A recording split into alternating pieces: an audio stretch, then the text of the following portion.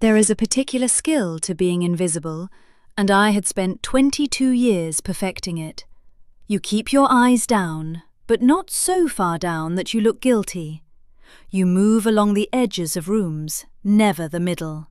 You carry something, always carry something, a bucket, a stack of linens, a tray, because a woman with empty hands gets noticed, and a woman with full hands is just part of the furniture, and furniture is safe.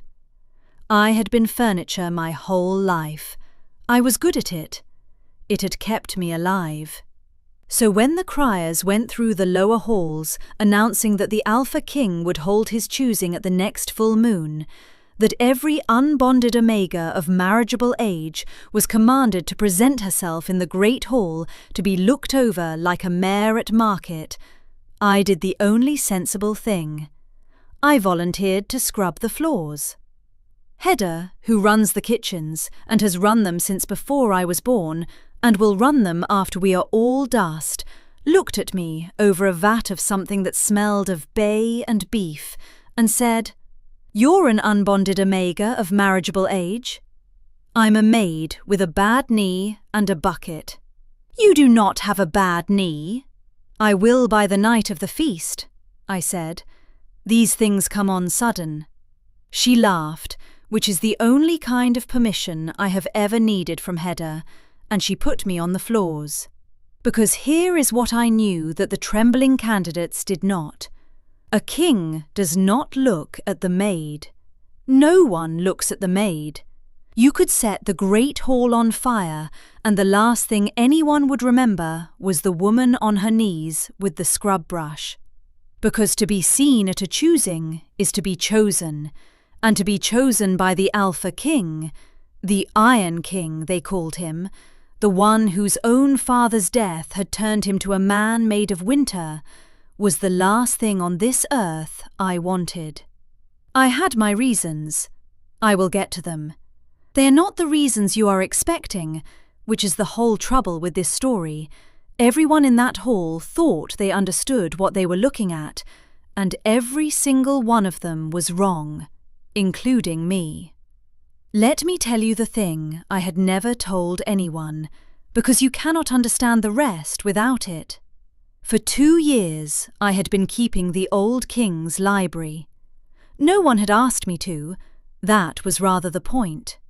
When the old king died, Soren's father, a great reader, a man I had glimpsed perhaps 4 times in my life and never spoken to, they sealed his library, the high western room with the long windows, because the new king could not bring himself to go into it, and could not bring himself to let anyone else either.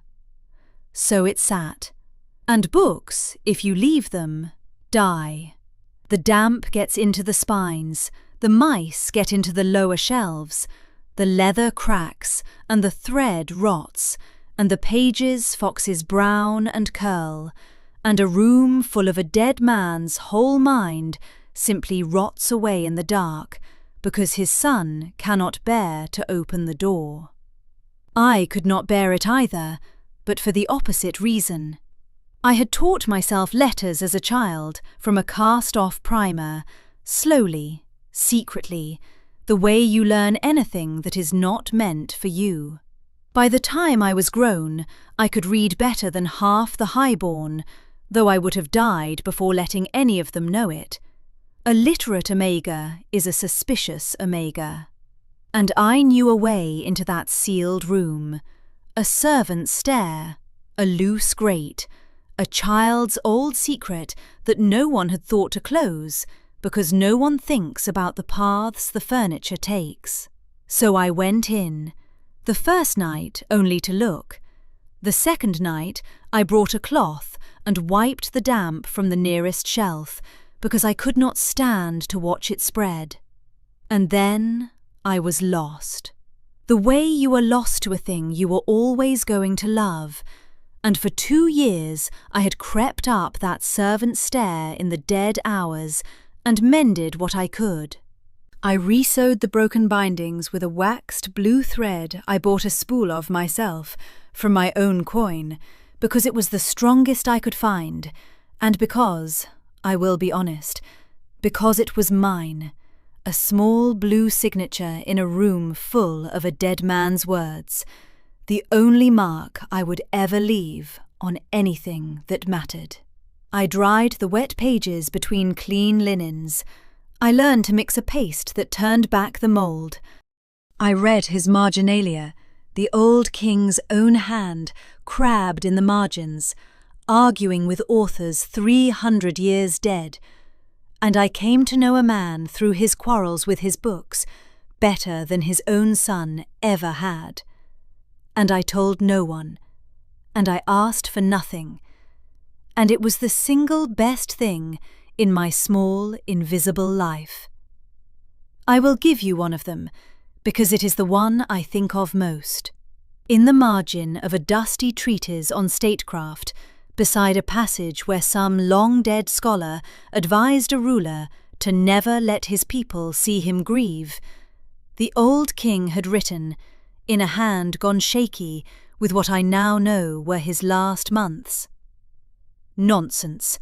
A man who hides his grief teaches his son to hide his own. I have done my boy a great wrong this way. I must mend it before the winter." He had not mended it.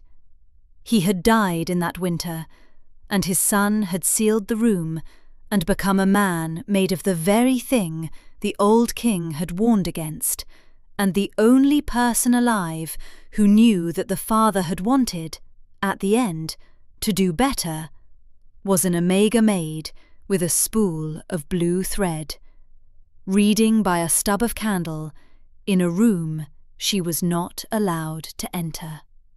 I used to sit with that line for a long time those nights. I used to think, someone should tell the king. And then I would think, and end up exactly where a maid who knows the king's private grief ends up, which is the bottom of a cold pond. So I said nothing, and I mended the spine of the book that held the line, and I sewed it shut with my blue thread. And I kept it, the way I kept all of it, in the dark. I tell you this so you understand. I was not hiding at that feast because I was meek. I was hiding because I had something to protect, and the surest way to lose a secret is to let yourself be looked at. The night of the choosing, the great hall was a thing of terrible beauty. 300 candles, the candidates in silks, the colours of fruit, arranged along the walls in order of their houses, each one trying to look serene and hungry at the same time, which is not a thing a human face can do gracefully. And at the front of them, like the sharpest blade in a drawer of sharp things, Lady Sabine of the river houses, who everyone already knew would be chosen because she was beautiful and well-bred and cold all the way down, and because a king made of winter would surely want a queen to match. I had opinions about the candidates. A maid always has opinions about the people she is invisible to. It is one of the few wages of the work. I watched the daughter of the mountain houses practice her serene expression in the back of a polished tray and get it wrong 4 times. I watched a girl who could not have been more than 16 go grey with terror and grip her mother's wrist, and felt sorry for her and wished her unchosen with my whole heart. I watched 2 rivals from neighbouring valleys greet each other with smiles you could have skated on. And I watched Lady Sabine stand perfectly still at the front of them all, wasting no effort on serenity she was certain she would not need, because she had already won, and was merely waiting for the formality of being told so. They were all of them performing for a man who had not yet entered the room, and I, who performed for no one because no one was watching, thought I had the better part of the evening by far. I was, at least, going to get a clean floor out of it. I knelt at the back with my bucket, and I scrubbed a floor that was already clean, and I kept my head down, and I was furniture, and it was working perfectly. Then the doors opened, and the king came in, and the wolf came in with him.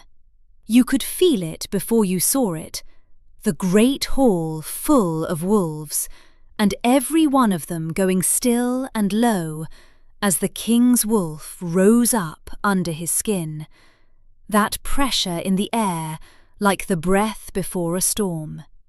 He walked the length of the hall the way he did everything I would learn, like a man performing a duty he did not want, at a pace designed to get it over with. He did not look at the candidates. Sabine lifted her chin. He passed her like she was a window. And then he stopped. He stopped in the middle of his own great hall, in front of 300 people, and he turned his head, slow, like something had taken hold of it and was turning it for him. And he looked across all those silks and all those carefully serene faces, and he looked at the maid on her knees at the back, with a scrub brush in her hand. He looked at me. I have tried many times to describe what was in his face, and I have never managed it. It was not the thing the hall thought it was. The hall thought, you could hear them think it, the whole room drawing the same breath, the hall thought the wolf had found its mate, that the fated bond had reached across the room and struck the king like lightning, the way it does in the songs. That is what they saw. That is what Sabine saw, and her face went the colour of the candle wax. It was not that. I knew it was not that, even in the first horrible moment, because I knew that face. Not from a song. He was looking at me the way a man looks at the one door in a burning house that might still open. He was looking at me like he had been searching for something for a very long time and had just, impossibly, found it on its knees with a bucket. Because the wolf had not smelled a mate. The wolf had smelled the library. I understood it a half-second before he moved, and the understanding turned me to ice. 2 years of blue thread and dried pages and a dead man's marginalia. It was all over me, soaked into my hands and my hair and the rough wool of my dress. The particular smell of old leather and the paste I mixed, and the cold, high air of that sealed room, and the wolf of a man who could not enter his father's library, knew that scent the way you know the smell of a person you have lost. And it had walked into a hall of 300 perfumed candidates and found the one creature in the kingdom who smelled of the thing he could not bear to look at. He crossed the hall. He did not hurry, and he did not slow. The candidates fell back from him like water. And the Iron King, the man made of winter, came to the back of his own great hall and went down on one knee on the wet flagstones in front of a maid with a scrub brush, eye to eye with me, close enough that I could see he had not slept, and the entire court made a sound I have never heard a crowd make before or since. 300 people forgetting how to breathe at once. "You're real," he said, very quietly, only for me. "I thought you were a ghost.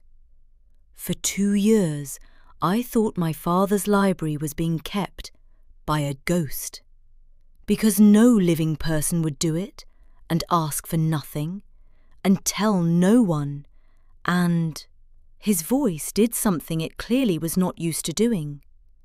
You're real. You've been real the whole time. And I, kneeling there with 300 people staring, and a king at my feet, and my whole carefully invisible life coming down around my ears, said the only thing in my head, which was, "Your Majesty, you're kneeling in the dirty water."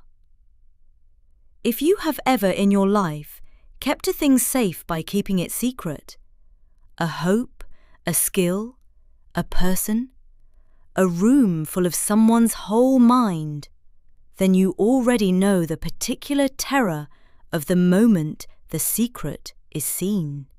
And you know why I could not breathe. If this story has its hand around your throat, the way it had mine, do me one small kindness before we go on. Tap the like and follow Moon and Iron, so the next one finds you in the dark. Now, back to the king kneeling in my scrub water, and everything it cost me. He laughed. That was the thing that undid the haul completely. Not the kneeling, but the laugh, low and shocked, like a sound he'd forgotten he owned. The Iron King laughing on his knees in front of a maid on the night he was meant to choose a queen. Behind him I could see his steward, Bram, a steady grey man who plainly had not been warned that the evening would go like this, putting a hand flat to his own chest, as though to keep his heart inside it. The king stood. He offered me his hand, and I understood, with the part of me that had spent 22 years reading rooms, that whatever I did in the next 3 seconds would decide the rest of my life, and that there was no invisible option left on the table. The furniture had been seen, and furniture that has been seen can never go back to being furniture again. I did not take his hand. I stood up on my own, because if I was going to lose everything, I was going to do it on my own feet. And I said, "Lo," for him. "Whatever you think you've found, my lord, you should think very carefully about finding it in front of this many people. You've a hall full of women who came here to be chosen. I came here to mop. One of those things is forgivable in this court. Guess which?" Something moved behind his eyes.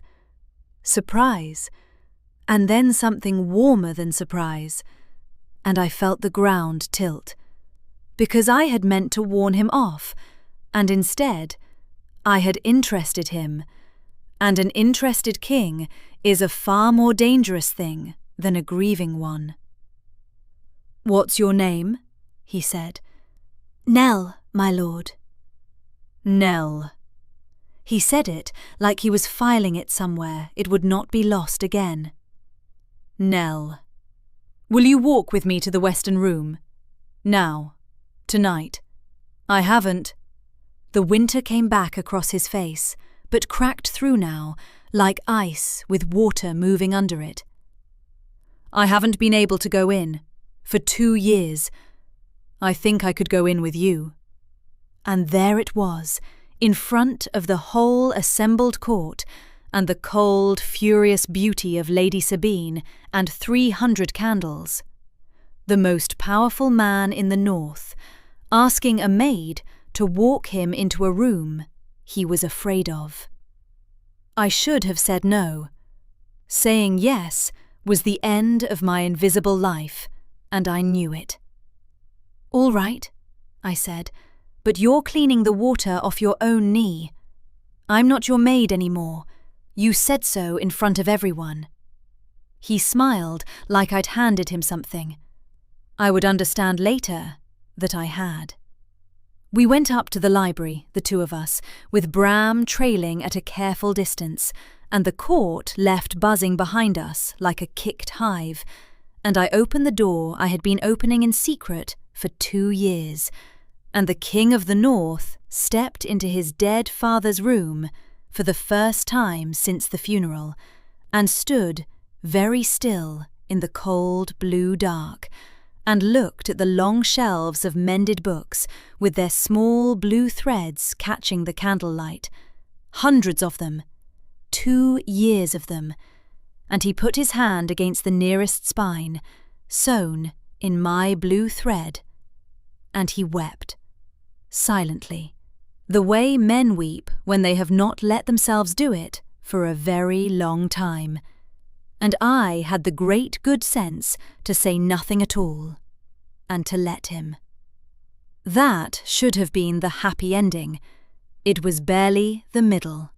Because Lady Sabine had not spent her whole life sharpening herself into a blade meant for a crown in order to lose it to a maid with a bucket, and the morning after the choosing, she did the thing that frightened, clever, cornered people do. She told a true thing in a way that made it a weapon. She told the court that a servant had been creeping in secret for years into the sealed royal library, the late king's own sealed room, his private papers, his hand, his secrets, that no maid had any business in that room, that no honest servant enters a sealed door by a hidden stair in the dead of night, and that the king, blind with grief, had been charmed into kneeling to a thief. She had it half right, which is the dangerous kind of right. I had crept in. I had used the hidden stair.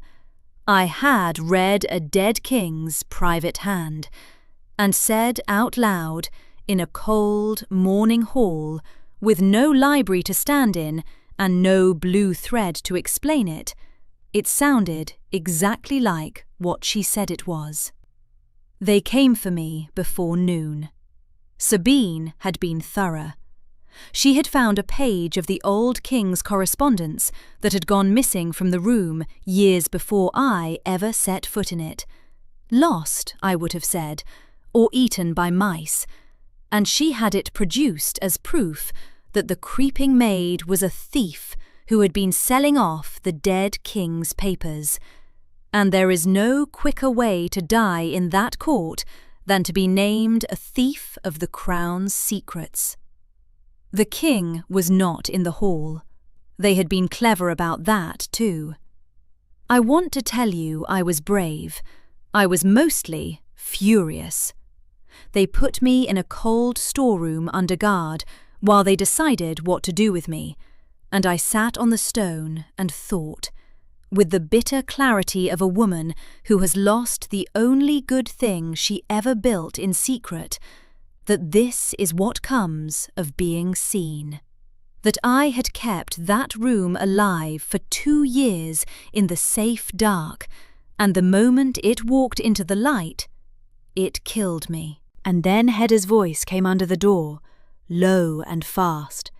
Hedda, who hears everything in this castle, because the kitchens are its heart, and everything passes through the heart. And what Hedda told me turned the cold storeroom to ice in my veins. Sabine was not finished. A thief could be exiled, and an exile could come back. And a maid the king had knelt to was a wound that would not close as long as the maid drew breath. So Sabine had arranged for the wound to close. There was to be a fire in the Western Library that night, an accident, a candle left by a careless, thieving maid. How tragic! And the fire would take the room and the proof, and if the careless maid happened to be locked inside it when it took hold, well, accidents at choosings are not unheard of. The hall had laughed at worse. I have never moved so fast as I moved getting out of that storeroom, and I will not tell you how I did it, because Hedda is still alive, and I will not have her implicated. I will only say that the kitchens are the heart of the castle, and the heart knows all the castle's veins, and a woman who has been furniture her whole life knows every servant's stair there is. I got to the western room as the first smoke was curling under the door. Sabine's people had been thorough there too.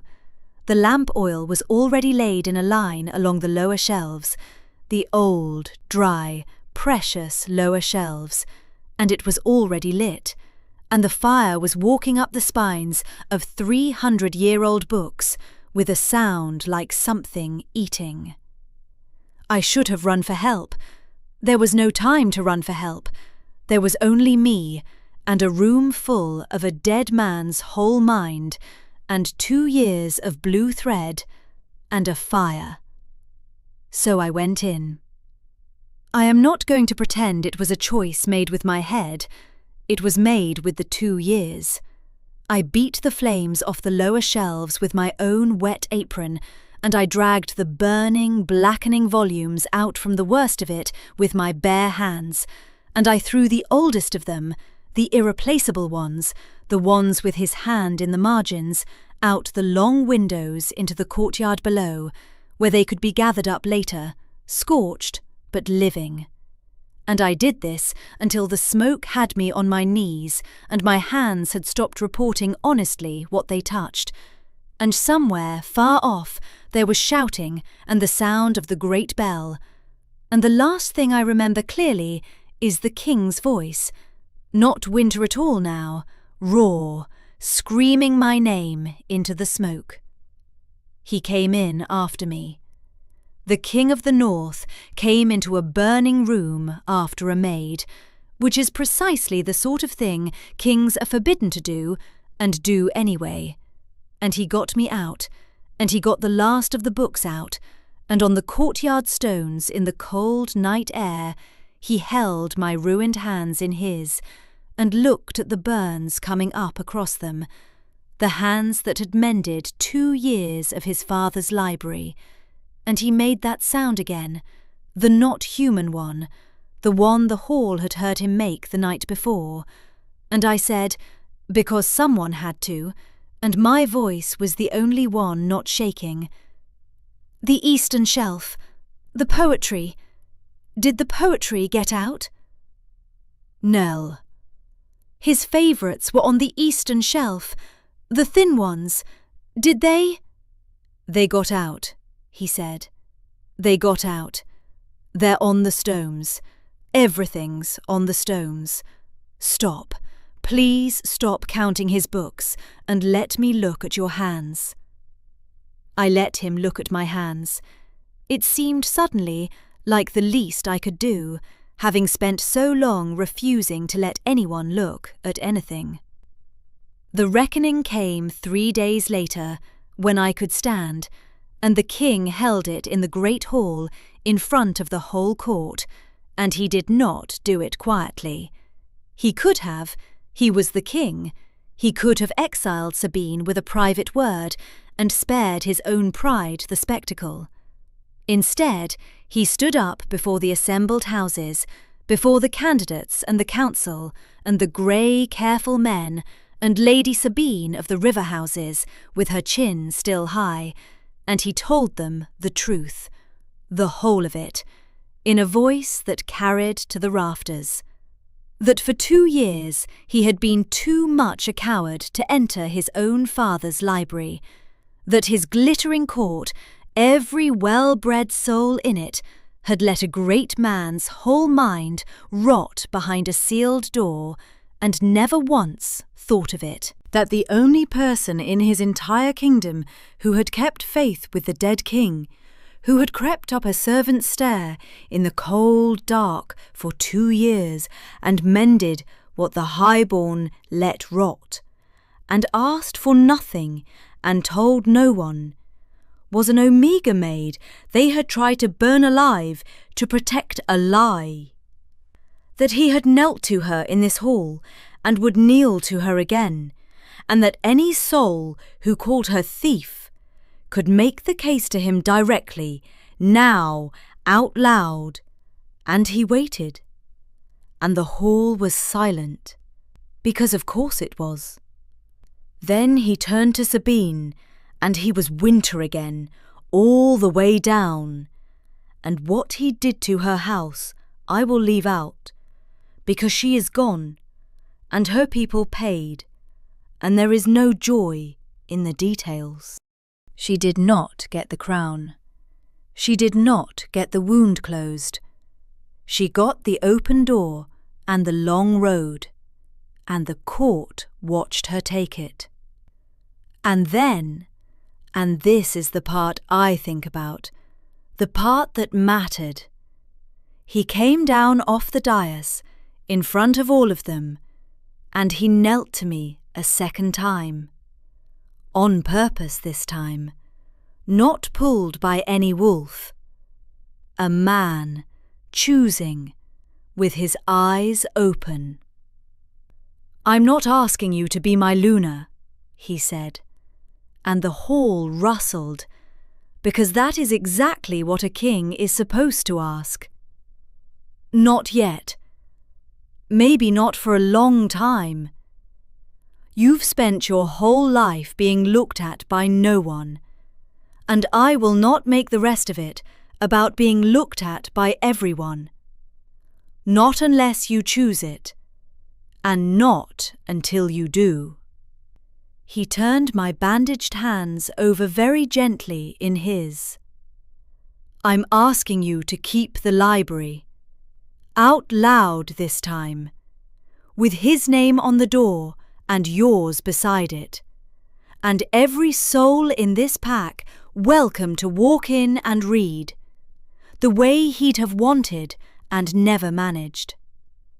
I'm asking you to stop hiding the best thing you ever did." His voice cracked clean through. "And I'm asking if I might be allowed to learn it with you. The room, his hand in the margins. All the years of him I was too afraid to read. I think I could read them with you. I haven't been able to do anything with you but the things I was most afraid of." I looked at the hall full of people who had never once seen me, and at the man kneeling in front of me, who had crossed a room of 300 to find me on my knees. And I thought about 22 years of being furniture. And I thought it was a great deal of trouble being seen.